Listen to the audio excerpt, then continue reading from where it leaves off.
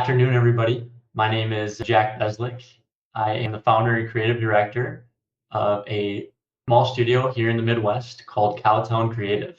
It's interesting you say Wisconsin simply because I have been told that like Wisconsin is like I guess the tucked away gaming capital. Like there's just so much is related to gaming going on there. Like what is that like? Like being in sort of I guess a hub for gaming and sort of that creative aspect. Yeah, I would say we're like the hidden gem of like Yeah, not even just the gaming industry, but like the entertainment industry or like entertainment industries, film and animation and right, games, all of it. Mainly because we're just kind of neglected. The coasts are like your popular areas for right. where people go to make these creative things. Hmm. And some people really aren't willing to sacrifice the cost of living, proximity to family, Hmm. certain schools or being in a smaller city to go chase those things. So they end up staying here, like myself and many others. Um, but there's just nowhere for them to go to like build games or movies or things like that. So we're just kind of that untapped potential. We have a lot of or game development schools and art and animation schools in the Midwest as well, um, between Illinois, Wisconsin, Minnesota. I know I'm missing a few, but there's a lot of art and animation, game design Right. schools that are really renowned in the Midwest. Hmm. So that probably helps Has bring that about new always talent. has that always been sort of like a thing? Like, because I know, the gaming industry still like is always just growing and evolving as far as, technology and animation and stuff like that. Has, like you said, you got all of these schools and different programs, but like these sort of programs, especially like being in schools and whatnot, haven't always been sort of, I guess, coveted as like, things to pursue as far as like being able to do it in school. Now they're offering like esports and stuff, for example, Yeah, as esports management. yeah, That's so stuff cool. like Yeah. that to be able to like be able to navigate your way, but that wasn't always the case. So like, has that always been the case for Wisconsin, or is that sort of more of a modern, sort of newer iteration of like what you always kind of had going? I think the whole games and entertainment thing is maybe a bit of a newer thing or a newer add-on that we've offered in the last, like, I don't know, probably 15 years, 10 Hmm. years. But I think people forget that the Midwest has always been like early adopters of technology, but in different ways. And I think like industry, like manufacturing and farming and, trades work has always been really important to the base of the Midwest. Right. And along with that comes new technologies that have trailblazed many industries and made it more accessible for many industries to have access to brand new state of the art technologies. Hmm. And I think that just naturally spilled over into game development and all the other creative industries. Hmm. Because that, once trade schools are really popular in the Midwest, Wisconsin specifically. I actually attended one, but their focus is like polytechnics, right? They want to have the best robotics and they want to have the best Right. programs available to teach you stuff about manufacturing and farming and HVAC and all this stuff. Well, I'm sure at some point, I would guess, I don't know the actual history, but somebody was like, hey, this is like really cool. And a lot of this stuff can be used for the art side too, Right. Right. So, or the development side of games and movies and things like that. So I'm assuming it kind of went hand in hand as the polytechnic, universities and things like that popped up. I'm sure it also propped up like the game development industry and things like that in Wisconsin. So let's sort of take a step back. How did you even get to this point? Like, what were you playing when you were a kid? Obviously, that had to sort of be a part of the makeup there. Like, what were you playing? What were you watching as far as like, movies, animation, cartoons, things like that, like to sort of build all of these things to kind of get to where you are now? Yeah, I actually grew up with three younger brothers. Hmm. So, big family or bigger family by today's standards, and we played a lot of video games together. That was like Yeah. outside of sports, that was a really big bonding time for us. Mm-hmm. And maybe some listeners can relate, but very competitive, and we played a lot of different things. All of us had different, favorite games, and Mm-hmm. but growing up, we liked a lot of things like Lord of the Rings and Narnia, Lion, the Witch, and the Wardrobe, Star Wars, big Star Wars fans. Mm-hmm. Yeah. Um, but we played all kinds of video games together, on the PlayStation 2, GameCube, all the way up through there. And the spark, I guess, I found for wanting to be in games at some point in my life, or wanting to give a shot at being in games and running my own studio, came from like the Xbox 360 era, when I started to play games like, Fallout New Vegas, Yeah. and Oblivion, and Two Worlds, and the Gothic series, and all these bigger, broader RPGs where the writing was like a focal point Right. of the game, and the narrative was a focal point. So I actually started writing in high school, and into my college years, and getting really into like narrative design. I was writing short stories and novels. I had never connected the love of video games and the love of writing until recently, in the last couple of years. And then I was like, okay, I'd really like to write for games, but the industry sucks right Yeah. now for everybody. Yeah. And it's very hard to make a transition from another industry into the games industry, specifically writing and narrative. So I'm like, you know what? There's got to be other people out there like me that want to do something cool, want to do something out of the box, but aren't given a shot. Right. So we're going to make our own. And that's kind of the full transition from loving games to loving writing to putting it all together, and eventually starting Cowtown Creative with a fantastic team of 25 people. Go a little bit further into that. Sort of what is sort of the creative sauce behind like Cowtown? What is your DNA as far as like when you're looking at your writing or developing, like what is sort of the starting point for you guys? Yeah, the big one is we want to create. We're in the business of creating worlds. We build things that can be expanded to other forms of media. Okay. We build universes, if you will. Mm-hmm. So, for example, we're working on a game called Redwater right now. Okay. And we chose Redwater because it can be expanded into, we want to do a short film, and that's actually in pre-production. We want to do, a soundtrack that has a separate release. We want to do a novelization, and a game. So the more people we can bring into our worlds that we create and our universes that we create, the better. Mm-hmm. So everything that we go to develop, we want it to be expandable, right? We want it to be modular, and bring as many people into the fold as we can. Mm-hmm. Both on a business side, right? You want more customers, you want a broader customer Right. base, but you also want somebody who may not enjoy games to still experience your stories and your characters and the game. Mm-hmm. Whether that be through movies or books, they're still experiencing the love you put into these IPs. Right. So that's the focal point, is we want to build worlds and universes that can be loved by everybody. Mm-hmm.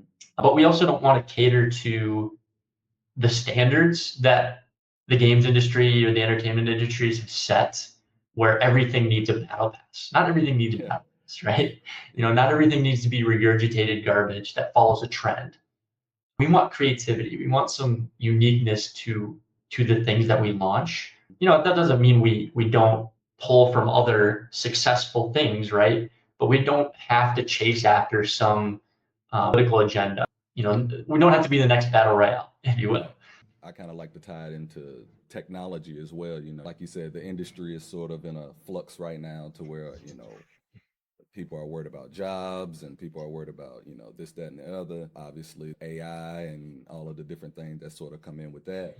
How do you approach that as far as you want to be different from what the industry is already sort of, putting out there and pushing out there? How do you sort of balance that with also, like you said, you still have to pay bills, you still have to do all of the certain, little things that kind of come with it that are sort of, a part of the process. How do you sort of balance those things as far as creativity and the things that we stand for versus okay, this opportunity might not be exactly what we're looking for, but it checks off this box and this box. You know what I'm saying? Like, how do you Yeah. sort of balance those two, I guess, opposing ideas? Yeah, so it's interesting because with Redwater is our game in development right now. We actually are some might say going backwards in terms of tech. We are using Unreal Engine 5, so we're Okay. using modern technology, modern game engines, modern devices like I'm on right now to run on modern devices, but we're actually going back to like PlayStation 2 era graphics Okay. um, because they foster a little bit more creativity from our perspective. They Gotcha. speed up the workflow, but our Redwater game is designed to be more survival horror, more brutal, dark, detective-ish. So we actually went back to the PlayStation 2 era to pull in some of that old technology and that old art style, add it Yeah. to the new tech of Unreal Engine 5, and kind of blend them. Obviously, as much as you want to, talk a little bit more about Redwater and sort of what you kind of trying to build with that as far as overall what is around like Redwater. I love talking Redwater. It's our big project, so it's our flagship first large release together as a team.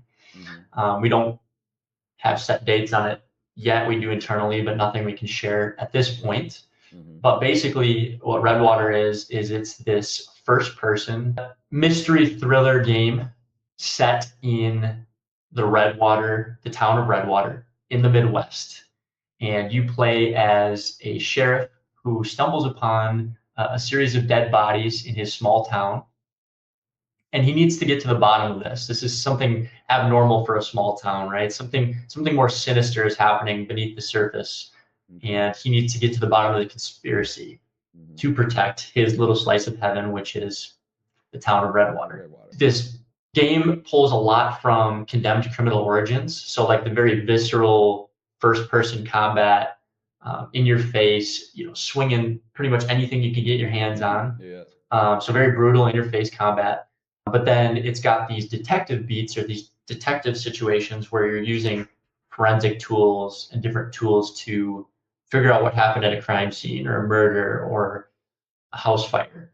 Um, and it blends that all together with a story that's very inspired by Twin Peaks, if you're familiar with that TV Okay. series. So it kind of smashes all three of those things together with a touch of Silent Hill, puzzle Okay. solving and atmosphere. Yeah.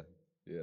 So It's you can see the 360 PlayStation 2, like the older era, really impacting what we're trying to add to the modern gaming space. and also you brought up the story aspect. Story is not really, the heavily pushed side of gaming, these days, although I think it is sort of starting to make a resurgence, if you will. But like you Definitely. said, I think that lost of that narrative storytelling, I guess a lot of people would call it the single player experience, I guess, open world type of thing. But that sort of thing doesn't make, the battle royales of the world. That's not the moneymaker.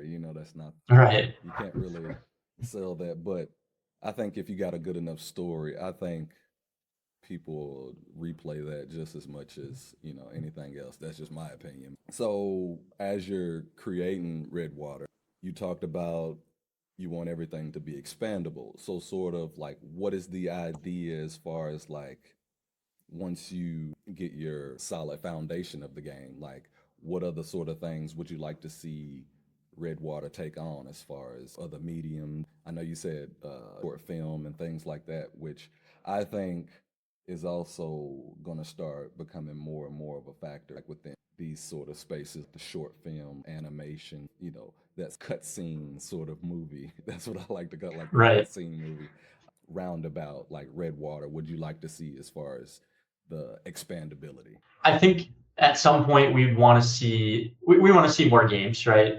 I'm not pre-announcing a sequel or anything like Right, that, right, right. but I would like to see some expansions that continue on the story and continue on with some of the side characters in the actual game. Hmm. But I would like to see, the novelization release around the same time of the game. So maybe a book series that we have kind of planned out, and I want people to enjoy, a soundtrack. Maybe they don't even like games, they don't like reading that much. They really love music. they could just hop into the Redwater soundtrack and be like, I really love the vibe of this. I want to listen to this. Yeah. And it's important to us to make sure that that's all original so that they can enjoy that without enjoying the game and the books. And I can relate to that. It's like I've never played certain games, but I love some of the soundtrack of certain games. So I'm just gonna listen to the soundtrack and I'll get the same vibe. You get all the feelings from everything. And I think we're gonna be careful, right? We don't want to get into, you know, selling the end of stories as DLCs. You don't want to do that. We want to full flesh, flesh out full stories. We want to finish things. We want sincerity. We want to respect players' time and investment.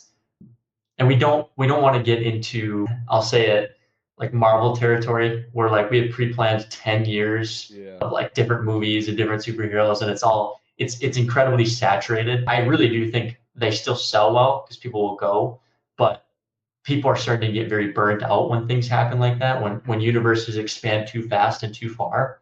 There's too much supply, and then the demand starts to dissipate because people are just kind of burned out. And Star Wars has gotten the same way. Those are just the big ones, And we definitely don't want to, and I'm not saying we're at that same level, but we definitely don't want to oversaturate anything. But we do want to expand to different areas outside of games too. However, the game is always going to be the focal point.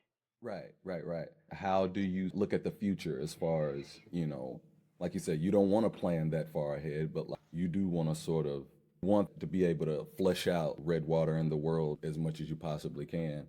What is sort of the vision as far as you look at Redwater and as you sort of work on that, like what sort of ideas you can kind of think of come after? For the next 3 years, we are hammering out Redwater content. We're making it handcrafted, hand curated, fleshing out that story. We're living in that world for 3 years. And once we've done that succinctly and like well compacted and make it digestible and fun for our fans and our players and viewers, we release that and we determine, hey, for the next 3 years, 4 years, what universe can we live in? Whether that's Redwater continued, or maybe that's a new IP that we develop or new stories that we want to make. I prefer if we didn't jump around and do all this craziness. I prefer if we finished something in its entirety and then come back to it later. However, I'm pretty against like these major 5, 6, 7 year development gaps. I think that just punishes fans. And that could be anything. That could be books, games, whatever. I'll give you a good example is Fallout behind me.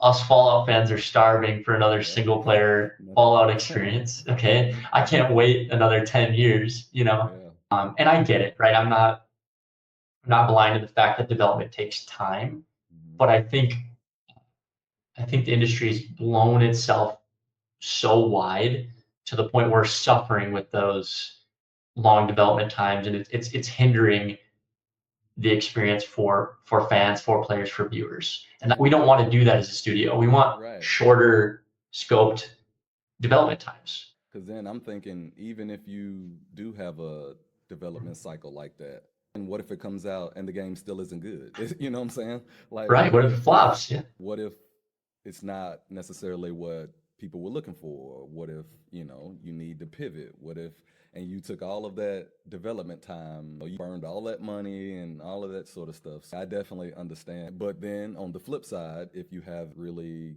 great story, really great world that people live in and really do enjoy, then people will wait for that quality, I guess, or that sort of extra that you could add to their worlds. I don't envy anybody who has to make that sort of decisions. Yeah. Should I do this? Should I do that? Sort of thing. Like, I'm pretty sure you could do that and work yourself to death with that one. It's so complex that we, you and I don't know all of the ins and outs, but I think at one point the games industry specifically was like, man, we're getting banger after banger, really great titles, creative, and just the creativity was insane, right? People were trying new things, right? Games were releasing like year, 2 years, maybe 3 year gaps.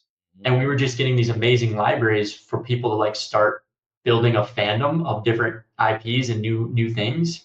And then eventually that all just snowballed to a point where we're at now. We're like, well, it's not going to be good if it doesn't have a 6 year development. 7-year development. Yeah, It's like, yeah. no, that's not the point. Like, Either that or it's live service, or you have right.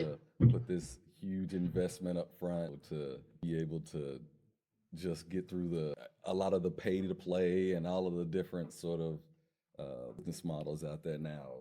There's a place for that, right? And that'll never Yeah, go away. And honestly, I'm not an all-time hater of all that stuff, right? I'm yeah, a big fan of Apex Legends. That's mm, live service, right? That's a right. battle royale live Oh, no service, doubt.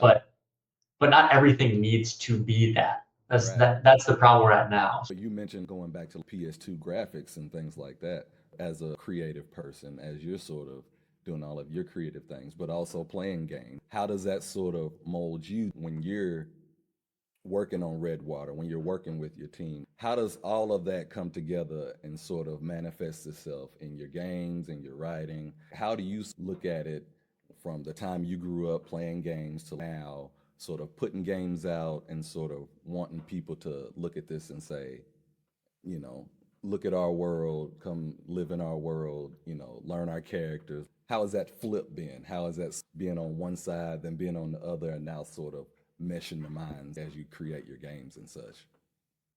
Yeah, it's interesting because a lot of our team members are the same way, where they'll be like, for example, our lead concept artist Mm-hmm. will be talking to me, and I'll be like, "Hey, we need this character to look like this. They kind of act this way, and they just carry themselves this way. They wear this particular jacket because it was given to them by their father. Blah blah blah blah blah." Right? The whole writer's chaos coming out at Right. the artist. Okay, Mm-hmm. uh, per usual. And she'll go, "Well, what about this?" Right? And she'll bring up an example from another game that I had never played, but it has impacted her so much. And I'm like, "Yo, I never even would have thought of that." Yeah. Right? I never. And so now her vision has slightly, while I am the creative director and I've tried the general flow, every person who touches this game has a little piece of like nostalgia or favorite game mechanic or piece of something that they have experienced and they have learned from playing games translated into making games. Mm-hmm. And that's why I'm so blessed to have the team I have around me, is Mm-hmm. that they're all avid gamers, a lot of them readers, writers, and they all come and bring their talent and their time playing games, and that's just so well translated and pushed into our games, controlled of course, right? Right. But Right. um, to your point, like, all the games I've played up until this point, I've thought, man, it's really cool how Remedy does this with their games, and they make them very cinematic, almost like you're watching a movie, but now I get to Right. play as the main character, like Alan Wake, right? um, so you kind of play those in years past, and now when we go to develop Redwater, we're like, do you remember when such and such game had that weird end credit scene? Mm-hmm. Everybody hyped up, and I thought it was really cool, and then you know then we kind of snowball from there. So we borrow a lot from other media, of course, and that seeps through from every single one of our team members into Redwater, and Right. that's what makes it fun. That's what makes game development fun. We have 25 people working entirely remotely. About 70-75% are in the Midwest area, and then the rest are all over the states, and we even have some across the ocean and in foreign countries. Everything being remote, is that easier, harder? I know a lot of your team might be sort of clustered together, but as far as like having kind of reach, obviously collaboration is a big thing in this industry, but what is this like working everything like remote like that? It can be difficult, especially from creative director role, producer role, just getting everybody together, because you might on one coast and then across the ocean in another country, and that's Yeah. like Completely several different time zone. several hour gap. Yeah. Yeah. Somebody's getting up at 4 o'clock in the morning to do a team meeting, and then they're having dinner. Right. So Yeah. finding the happy medium to have full team meetings or even just to catch up one on one with certain team members is tough. The beautiful thing is everybody on the team is very communicative, very receptive. So we usually can make things work, and that came from selecting the right people people that are just as passionate about the project as I am. But it definitely can make scheduling and follow-ups and sharing information and material a little bit difficult. However, we've slowly worked through the kinks and found that work for us. Mm-hmm. And it's gotten a lot better in the past couple months. And honestly, I think this is the way many creative industries are going to go, specifically the games industry, because you don't have to pull anybody from where they love to live, from where they spend their money, right? Where their family lives, where they enjoy being. So that's the benefit of being remote, is like, I like chilling in the cold in November in Wisconsin, right? Somebody may not like that, right? They might be on the beach in Florida, which is where some of our team members are. It's a blessing and a curse. It can be tough, but once you get your systems in place for how your studio should operate, which we mostly do, things start to get a little more consistent. Gotcha. Last word, man. Plug yourself, plug your game, everything you kind of got going in the upcoming future and possibly beyond. Sure. If you want to check us out, we're on most of the socials: X, Instagram, Facebook, YouTube. More specifically, head over to cowtowngames.com. Check that out if you want to learn more about who we are as a studio. You want to kind of meet some of our team members. You want to learn more about Redwater and our games, what we stand for. You can go over to, again, cowtowngames.com. We plan on having more to share in the near future, so kind of keep it locked to those socials. We also have 2 other games that have not been announced yet. They will be very soon, so keep an eye out for those. And we will actually be opening positions for those games in the near future. So if you're interested in working with a fun, creative crew in a remote setting, I encourage you to shout us out, get your resume out there, and I'd love to chat. If anybody out there, if you're ready to work on a game, if you got your resume ready and you're ready to work, we'll definitely send you that way. And the last thing I want to add too is, don't wait for the perfect industry opportunity to pop up. Don't wait for somebody to call your name, right? Don't wait for that opportunity. Go and build your own. If you want to make a studio, go make a small studio with 5 other people. Find other creative people to build something with. Build a game, a short film, something. Don't wait for the perfect opportunity, because it'll never come. This is not an industry where the perfect opportunity really exists. It's more of where are you? What is the opportunity? Do you see yourself being a positive influence on that team or whatever game you're working on, and putting your best foot forward after that? And experience comes, right? You can only gain so much experience from books and films and classes and whatever. The moment you start diving headfirst into certain things, even if you're not qualified, is the best way to learn. So just like you said, best foot forward and just go for it, dive in.